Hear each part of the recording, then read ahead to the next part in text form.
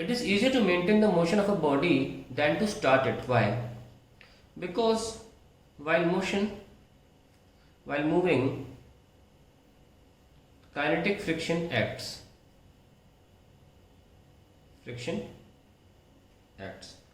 And while trying to make it move, while trying to initiate the motion,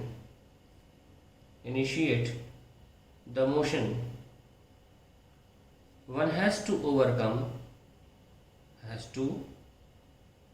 overcome the limiting static friction.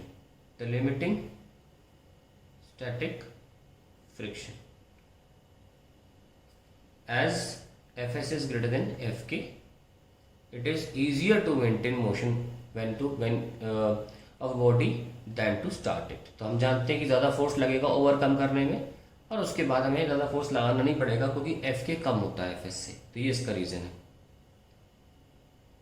Now, what is the apparent weight of body of a man of mass 60 kg who is standing on a lift which is moving up with a uniform speed?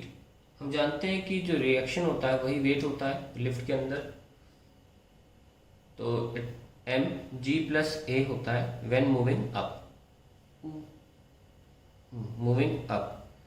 तो हम देख सकते हैं कि constant speed बोला है तो g+0 हो जाएगा. तो वेट ज्यों का त्यों रहेगा, वैसा रहेगा. अगर कोई जल्दी में है और भूल जाता है और उसको सूडो फोर्स लगा के नहीं पता लगाना है कि वेट बढ़ रहा है घट रहा है, तो उसमें एक हल्का सा तरीका बता दूँ कि जब आप ऊपर जाते हो तो ऐसे मान लो आप जिंदगी में पॉजिटिव हो, आप ऊपर जा रहे हो तो आप पॉजिटिव ले लेना. ठीक है, जब आप ऊपर जा रहे हो तो यानी कि लाइफ में कुछ पॉजिटिव हो रहा है, तभी तो ऊपर जा रहे होगे तो पॉजिटिव आंसर आ गया. तो ऐसे प्लस लगा लेना अगर भूल जाओ तो. वैसे मैं ऐसे तरीकों के सख्त खिलाफ हूँ. हमेशा फिजिक्स पर रीजन होना चाहिए किसी भी चीज़ का, फर्जी फालतू रीजन नहीं. Now what happens to the coefficient of friction when weight of body is doubled? देखिए, फ्रिक्शन जो होता है वो less than equals to mu R होता है. वह आर जो होता है वो वेट होता है, चाहे वो mg हो, इंग्लैंड में होता है mg cos थीटा, वो अलग बात. लेकिन ये तो इस पर डिपेंड कर ही रहा है. लेकिन यहाँ पे ने फ्रिक्शन नहीं पूछा है, कोएफिशिएंट ऑफ फ्रिक्शन पूछा है. फ्रिक्शन पूछते तो मैं डबल बोल देता, ठीक है, लेकिन कोएफिशिएंट ऑफ फ्रिक्शन पूछा तो क्या होगा? No effect. बिकॉज जो म्यू होता है वो केवल nature of surfaces in contact पे डिपेंड करता है. Nature of surfaces